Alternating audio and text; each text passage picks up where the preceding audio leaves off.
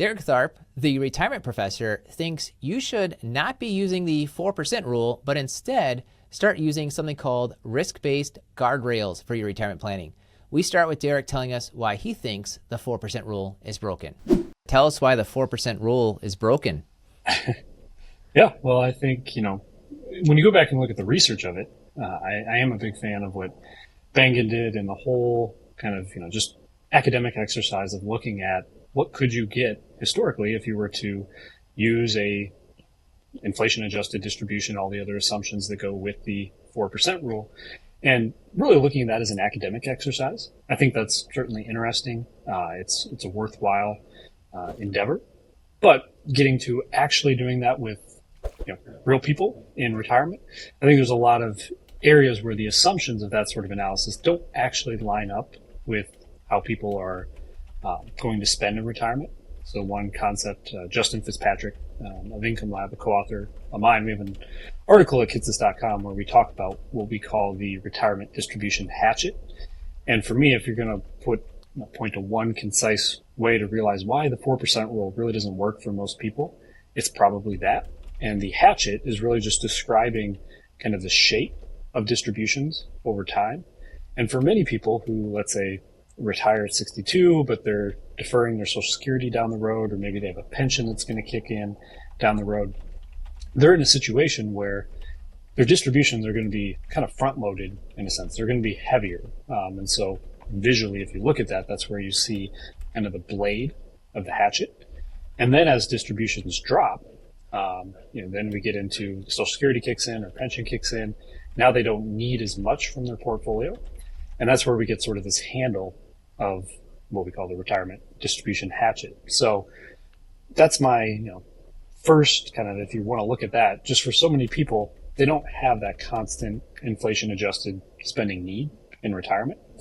The second reason though, is that I would say that, what we're doing there, just as a kind of a fundamental exercise, is the 4% rule is looking for what you could have spent in the absolute worst period in history.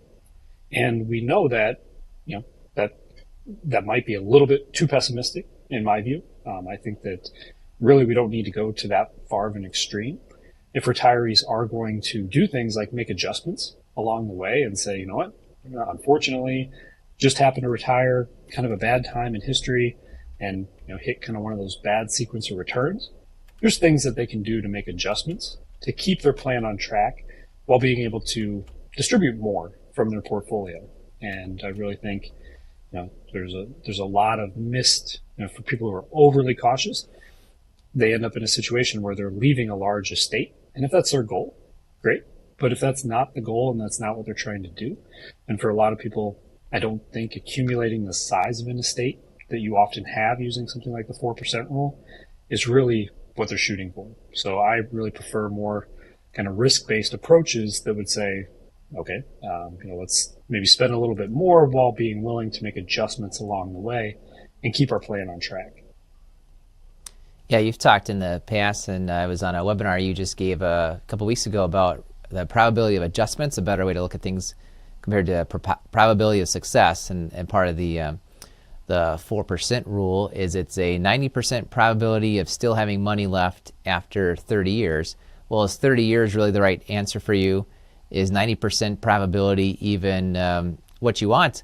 I had somebody call me about 2 years ago, and he said, all right, I met with this one advisor, and he did a plan, and they had a 93% chance of success, and then the next person had the plan that said they had 95% chance of success. How good can you get my plan? And I said, well, I can make it 100%, just don't spend anything. He was just trying to optimize by bringing everything up to as high of a probability of success as possible. And of course, he didn't care for my kind of glib answer there. I said, well, 95% probability of success means 94% of the time you spent too little. So which one are you solving for? Are you trying to make sure that you don't lose a dollar, or are you actually trying to spend the right level of income? So it's amazing. I think part of your webinar, you said that this issue with the probability of success, and maybe it's not so much the 4% rule, it's this focus on probability of success. You're sharing that clients don't quite understand what it means. advisors don't quite understand what it means. So when you're using a probability of success financial plan, what does that really mean when you're doing that? Excuse me. Yeah, it's a good question. You're actually right. I'm not a fan of the 4% rule for actually setting spending. And I'm also not a fan of really kind of these probability of success driven plans where, that's the real focal point is trying to dial that in. And I think you hit on one of the big points there is that it really kind of, first thing it does is sort of gamifies this behavior of how do we get to as high of a probability of success as possible. And I really don't think that's right. For most people, in most circumstances, that shouldn't be what we're solving for. Like you said, cut spending to zero and you can have 100% probability of success. But I think it really just pushes people in too conservative, too almost a miserly type direction because it is so it's such an extreme level of reducing risk that I don't think people quite realize. And getting to kind of those misunderstandings that are there, I think one thing that's really tricky about probability of success and what that number actually means is thinking about the difference between a one-time plan and an ongoing plan.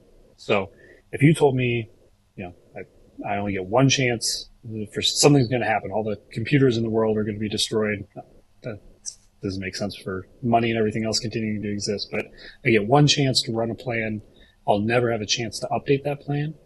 In that sort of scenario, I would want to shoot for a really high probability of success because I know there's no adjustment here. I get what I get. I have to set it and charge forward blindly no matter what happens.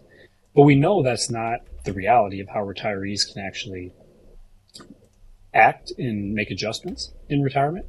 And so when we instead think of it that way, now the leap that I think even advisors often miss is that, and the reason I say that is we've actually done some research where we've surveyed advisors and compared basically, do they target different probability success levels for a one-time plan versus using it as an ongoing tool?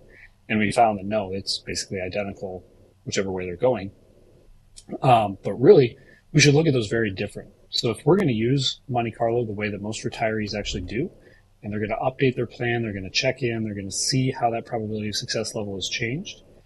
Well, now probability of success has actually lost its meaning. It only had a true meaning as the probability of success or failure when you were talking about a one and done 30-year, whatever the time horizon is, projection. Once we're talking about going in and using this tool and updating it, now we've actually, what that means to spend it at a 90% level certainly does not mean that there's a 10% chance of running out of money if somebody says, I'm going to make adjustments and I'm going to check along the way and I'm going to course correct. And so it really becomes almost an unintelligible number. It's really just a risk measure.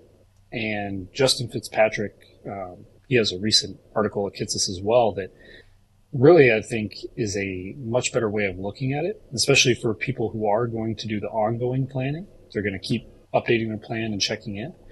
And really there, I think the big thing for me to try and simplify, what does this actually mean, is if you were to think about lining up all the outcomes from a Monte Carlo simulation and get something maybe that looks kind of like a normal distribution of various outcomes, if we were to try and pick which one is the most likely type of outcome, we would actually be aiming towards the middle, towards kind of the 50th percentile. So kind of that median outcome. So in a sense, that's actually kind of our most likely outcome to shoot for a 50% probability of success. But then what that, taking that one step further is that if we update our spending on an ongoing basis, and this is something that I have a Kitsis article on. So if we were to say, let's get two retirees, we're going to have one who plans to a constant 50% probability of success, one who plans for a constant 95% probability of success, updating their plans on an ongoing basis. It's amazing how not different their minimum and maximum spending levels across retirement are. So really what that tells me is you end up getting whatever the market provides, in a sense. And really the 50 versus 95%, if we're going to do ongoing adjustments, is just putting our thumb a little bit on the scale in favor of either legacy, if we're going with like the 95% probability of success, or current income if we're planning to the 50% probability of success. But I think when I present those numbers and show advisors some of that research we did on that, frankly, even myself, when I saw the research first time, I felt like, where's the mistake here? What did we do wrong? Like, let's go in, let's fix this. Something must not be right, just because of how amazingly consistent those spending levels are. They start off a little bit different, but over a 30-year retirement, again, that minimum, the maximum, even the median spending level for those 30-year periods in history are amazingly similar. And I don't think most people appreciate that at all. Most people, I think, are very, very uncomfortable planning to something like a 50% probability of success. And so it just really, to me, there's just layers and layers of misunderstanding. And what it ultimately does is continually push us in this direction, because another good question to come from this, I think, is, okay, so if we started at 95% probability of success, as that moves around, when do we make an adjustment? And that's one thing that I think is missing from a lot of plans, is really a plan around when do you make that adjustment? Yeah, you're highlighting that the adjusting is probably more important than just the probability number, and that probability number is almost just a symbol of what it is you're planning for. What's the goal? If you have a 95% probability of success, which means you don't drop your income by even $1, which means probably your actual investments grow. That means you're just kind of solving for, how do I have some level of income that leaves a lot of money to my heirs? And then the 50% level is just saying, well, how do I have the current income being the focus, as opposed to the legacy, the money left over to the heirs be the focus. I'll give you my opinion on kind of why some of these things aren't quite working out, and then we'll get into the positivity of what can we do now.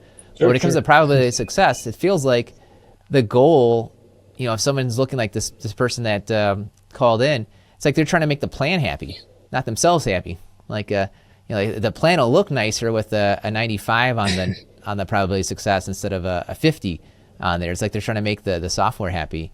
But then the 4% rule, it seems like the problem is that you're working backwards. Instead of solving for how much income do you want or how much income do you need, you're really saying, well, I've got this pot of money, and because I have the pot of money, I apply 4%, which means I can only take out $40,000. But when you retire at 62, if you're looking at your $1 million and you say I can only take out 40,000, well, now you're making other decisions that come into play. You're just ignoring the income and or the Social Security and the pension decisions. You say I can only take out 40 grand for my $1 million, so I have to take my Social Security. I have to take my pension. I cannot afford to do Roth conversions because I can't afford today to pay the taxes on it today. So you're just kind of working backwards instead of looking forwards, I suppose, is what happens with that 4% rule, at least in practice. I do like that the William Bangen came up with it and said, well, here's the worst case. That's all. I don't think he was really saying, well, here's the rule for all time. He's just wondering, hey, in the past, what was the number? Because no one really knew the number at the time that would have worked out in the majority of scenarios. Yeah, no, I think you're completely right on that. And I think that trying to make the plan happy in particular I just see that all the time. And like I said, it creates this metric that really gamifies this. How do we make this number higher? How do we adjust it? And especially in some of those scenarios, which, again, I think is not as appreciated as it should be, that let's say somebody starts out spending at a 95% probability of success level. We know at some point in time, for much of recorded history, that probability of success level is often going to dip down to 70, 60, 50, 40% probability of success. That's just a normal fluctuation that could happen. And then when markets recover and things come back, then we see that turn around, and that probability of success will tick upward over time. But again, I think that makes a lot of people really uncomfortable, and both advisors and retirees who are using those tools will often try and start moving things around. I know it's very common.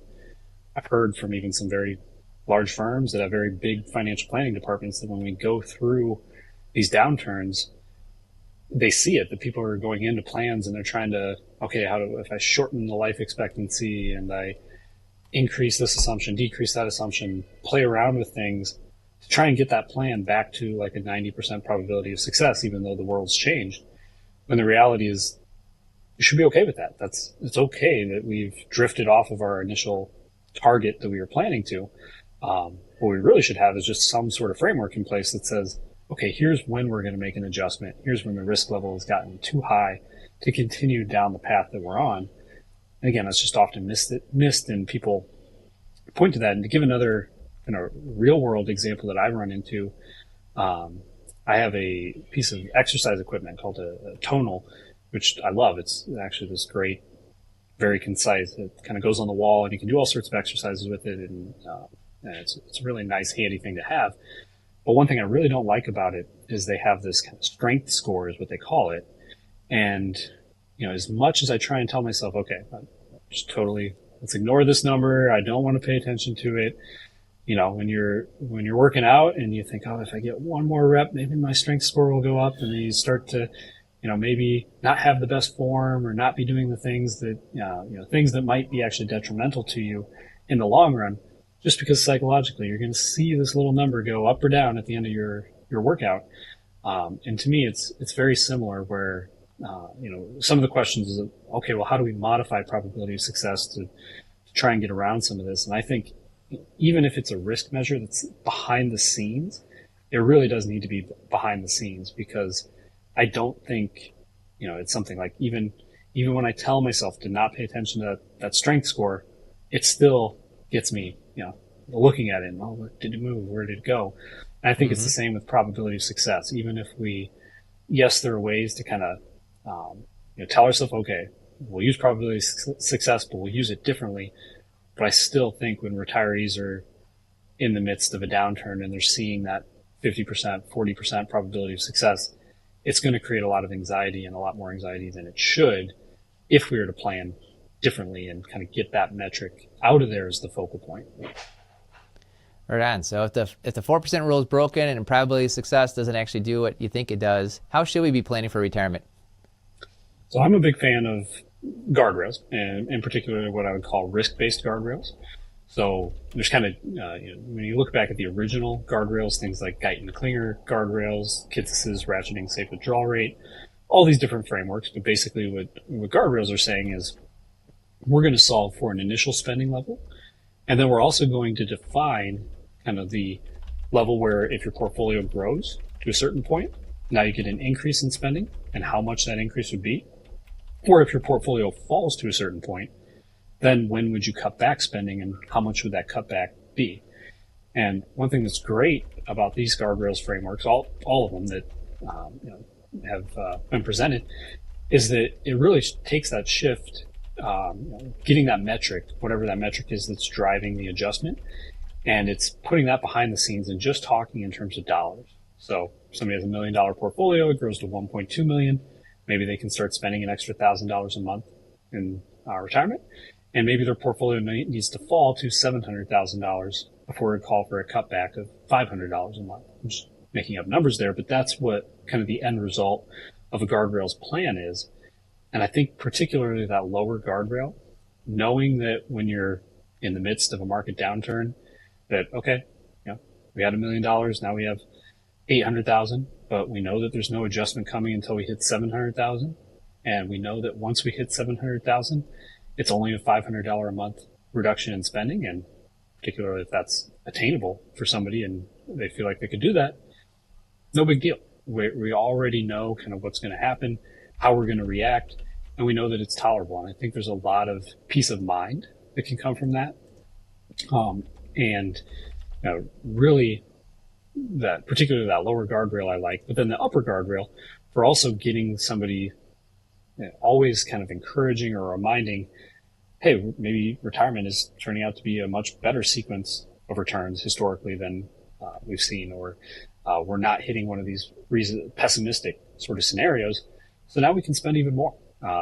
And whether that spending is on ourselves or doing more things with family, giving to people or organizations that somebody cares about, all those things that really could lead to a more fulfilling retirement, just making sure we stay on track. Now, I mentioned there's kind of I'd almost say two generations. We had the first, the Guyton Klinger kits ratcheting safe withdrawal rate. Those were all distribution rate driven. So they were driven by, okay, you started a 5% distribution, increase of spending gets to 6, or decrease of spending gets to 4%. Flip that around. So decrease of spending gets to 6, or increase of spending gets to 4. That's just numbers to simplify that. Common example I like to give for a really simplified framework. But with that, what we don't see is, again, that same problem about the hatchet, right? Where we know that for the same reasons the 4% rule doesn't really work. Well, we can't really assume a static kind of, if you think of 5% target, 6% upper, 6% lower, 4% upper guardrails, that really doesn't make sense to maintain throughout retirement, because we know that we're going to have these other income sources that come in. And so we're going to have Social Security, pension, other things that might change the shape of that. And that really doesn't get accounted for. So what I like is more of what I would call a risk-based guardrails framework, where instead of our guardrails being set by distribution rates, now our guardrails can be set by some sort of risk level. Here, again, I like to stay away from probability of success, but just for purposes of kind of putting it in the context of the way that many tools and planning operates today, or you could think about maybe somebody starts with a 90% probability of success target. They say, if it gets to 100% probability of success, I'm going to increase my spending. Or if it falls to 50% probability of success, I'm going to decrease my spending, or 25%, or whatever number you want to put for that lower guardrail. And that really, when we look at it that way, now you can build out a plan like you can using some of the best Monte Carlo driven tools that gets in all of somebody's unique goals, their cash flows, if they want to fund weddings at a certain time, or they want to give to their church, or grandchild's education, whatever it might be. It's kind of this unique cash flow that they know is going to happen at some point in time in the future. We can actually build that in, and we can get all the advantages of the Monte Carlo plan, but we can look at this and say, okay, let's set those guardrails at these different risk levels, and then let's predefine what those would be and what the adjustments would be to get the plan back on track. And once we do that, then to me, that's, you're talking in dollars, you're talking in a way that really makes sense, and we're getting those scary probability of success numbers out of the plan entirely, while still perhaps using them, but just not being the focal point for how we're actually adjusting as we go through time. Yeah, what I like about these risk-based guardrails, and you mentioned Justin Fitzpatrick. We had him on the Retirement Revealed podcast about 2 years ago, so I'll put a link to that in the show notes. And so he's a big fan of this idea as well. What I like about it is, and let's just talk about probability of success. If you have a 95% chance of success, that probably means 94% of the time you could increase your spending if you wanted to, using around big numbers here. But then the question is, well, how much, and what can you afford? So having these kind of upper and lower situations where I think, especially because clients, retirees, are so scared a lot of times of losing money or not having enough, they almost need the permission to increase their spending. So here's a proactive plan that said you can afford to take out extra amount, and here's the dollar amount that you can afford to take out. So having that reason behind an increase is helpful. But then too, on the decrease side, I think most people understand at some point things might get bad and I might need to adjust and maybe take out less. But the question is, well, how much and when? And having this decrease kind of lower limit ahead of time means you're proactive. You start out we're talking here the summer of 2024. Interest rates are at a 25-year high, and the stock market's at an all-time high. Like, life is good right now at this exact moment, but we can proactively say, for the time when life is not good, here's the adjustment that you ought to make, and here's the trigger that makes the suggestion of when life isn't good. And you can be proactive on what to do, as opposed to reactive of, oh my goodness, I lost 20% in the stock market. What do I need to do? Well, we had this plan already ahead of time, and here's a number for when it actually gets triggered. So you've had some been on some podcast types on written some things about how it actually decreases the stress of the market going down. Instead of, oh my goodness, I don't know how bad the market's going to get and what I'm going to do. Ahead of time, you're saying the market could get bad and here's what you're going to do. That really ought to decrease stress.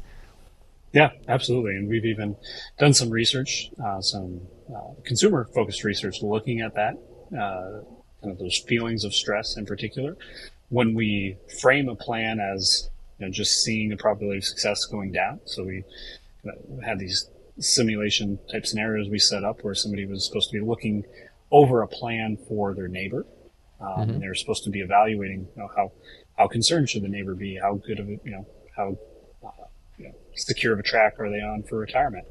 And when people saw that probability of success fall from, we simulated a market downturn, so falling from, in this case, 90% to 50%, that really created a lot of stress for people, which to me, again, I actually think, we didn't get into it before, but some of the research we've done on where to put that lower guardrail, it's often said that, really it should be even lower than 50%, because at 50%, we're still kind of at our best guess level. So if we think about balancing, I kind of like to think 50% is best guess.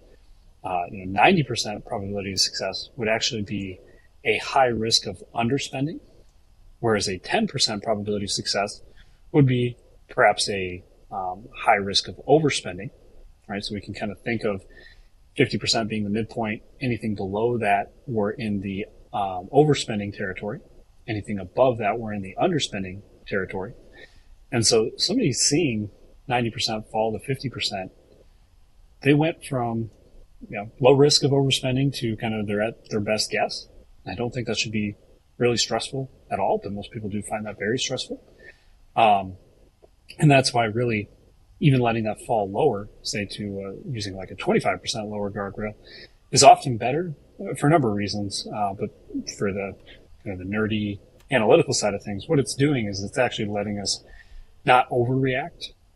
So another study, recent blog post I had with Justin Fitzpatrick on the Kitsis blog, where there we were looking at if you actually used Guyton Klinger, that guardrails framework historically, in some cases we were seeing cuts of 50%, 70%, and depending on how you're simulating that, possibly even more in terms of spending adjustments, which I think is way too much for most retirees. But the amazing thing was that framework is having people adjust, but they actually didn't need to, because it was actually overreacting to market downturns. And so that's one way that we kind of avoid that overreaction, is to say, let's let the probability of success get all the way down to 25%, so that we're now kind of only at 25% sort of risk of overspending, and then let's make some sort of adjustment. But again, how many people would feel comfortable watching their plan fall all the way to 25%? I don't think it's many people at all, but really allowing it to get there is a big part of how you avoid overreacting. But just having that plan in place, like I said, we've done some of that consumer research on that, and people reported much higher feelings of preparedness for retirement, less concern about the kind of the welfare of their neighbor in this situation. And for the advisors out there, they actually even reported things like they felt more trust and confidence in the advisor. So people actually got very skeptical of the advisor's abilities when they saw the 90% probability of success fall to 50%. And they're like, what is this advisor doing? Whereas when we frame things around adjustment and help people understand, there's a likelihood of adjustment that will happen in the future, we actually saw in those cases that people didn't react negatively to it. They just thought, okay, this is part of the plan, this is part of the process. We knew this was coming. And so they had more favorable assessments of their advisors as well in that particular study. Yeah, it's not so much that the risk is running out of money, which I think a lot of people think it is. The risk is almost, are you overspending or underspending? Those are two big risks.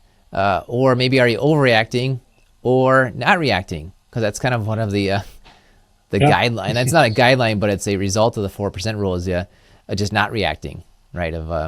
Or all of a sudden things are dropping down over time, and then you realize, oh my goodness, I have to make this big, huge 50% adjustment. And I think Justin in his software a lot of times puts like a 5% income change is somewhat the default. You can obviously change that. Well, good. Well, you've definitely gone through, given us some ideas of ways to approach retirement as opposed to relying solely on the 4% rule or on these probability of success metrics. Curious for you, here we are. I'm a retirement-focused financial planner. You're a retirement-focused financial planner. How does it look for you? How do you envision spending your retirement, Derek? That's a great question. I struggle with the concept of retirement right now. I think I'll get more clarity with time, but for now, even if it continuing to work with clients, continuing to do academic work, I don't really see myself feeling a big itch to step away from that. Like I said, I'm still young though. Retirement's a ways off. We'll see how that changes over time, but I really am somebody who's a believer in that. I think people experience the best retirements when they still have that purpose and mission and something they're working on, whatever it is. It could be getting involved with their church. It could be getting involved with an organization they really care about. It could be finding some type of employment that they just find really fulfilling and they can continue to do as they age, but maybe in a scaled back manner. So to me, just finding that thing. And so for me, it is kind of I don't envision to take away, to go retire to the golf course and spend my days entirely there. And that's just not really the retirement I like. I think I would enjoy, but I'm also too far away from it to maybe know when the time comes. Maybe I'll feel different.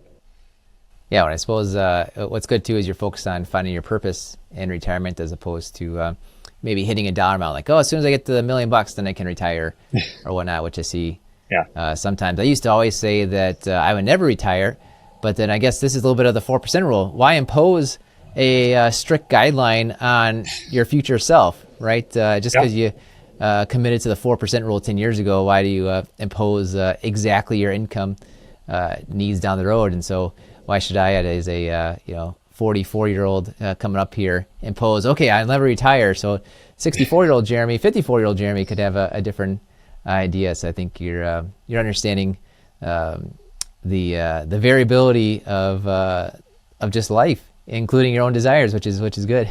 Mm-hmm. Yeah. Well, I've got one more question for you, Derek. Before that, tell us, what's the best way to reach out to you? Yeah. So different social media that I'm on. I'm on Twitter, not very active there, or X, I guess. I'm on LinkedIn. That's one that I'm on a little bit more. And YouTube lately has been something I've been trying to work on a little bit more. So there and on. If you search Derek Tharp, but then I also go Retirement Prof is kind of the name I've been using there. So one of those should find me on YouTube. And that's mostly where I've been spending time lately. That's great. Yep, I just subscribed. I'll put a link there to the Retirement Prof YouTube, and of course you might be watching this on YouTube on my channel, the Mr. Retirement YouTube channel. Let's see here. Maybe this is you, Derek. I hit 1,600 subscribers just today, so I give you a subscriber view. We'll get we'll watch all these videos. You've got a great video right now. It's just recently released about Caitlin Clark and what it means for your financial planning. So I'll put the link to that one specifically, and that's your most viral video today. I love it. Yep. Yeah, good. Definitely appreciate it. Yep. Well, final question for you, which is tell us something about yourself that few people know about, and remember, this podcast is rated clean. Few people know about me. I always struggle with these types of questions. I should have some better answers for them, but I really like animals, and in college, being away from pets, and it was kind of hard to have a pet, but I did have some pet rats. So I bet many people don't know that I had pet rats in college, and I had a little hairless rat too. It was so sweet, nicest little pet there for that short time. But I'm a big dog person. That's that's great. My go-to pet. I'm a dog person, cat person. I don't think I'd ever be a rat person, but you got to really love animals if you like rats. So that's good for you. Yeah. Awesome. Well, thanks for coming on the show, Derek, sharing with us a bit about why the 4% rule is broken, but more importantly, what you ought to be doing about that, how a better way to go about planning, the idea of risk-based guardrails, and not just focusing solely on what's my distribution, what percentage can I take out of my pot of money, my retirement account, but incorporating all the other things in there, like the Social Security, pensions, taxes, things along those lines. So thanks for sharing your wisdom, Derek. Oh, thanks for having me. And thank you for listening to the Retirement Reveal podcast. We believe if you know more about your money, you'll feel better about your money, and you'll make better money decisions. Hi, I'm Jeremy Keil, owner of Keil Financial Partners. And if you're interested in seeing how we help our clients get more income, pay less in taxes, and avoid big retirement mistakes, make sure to go to keilfp.com. That's KEILFP.com.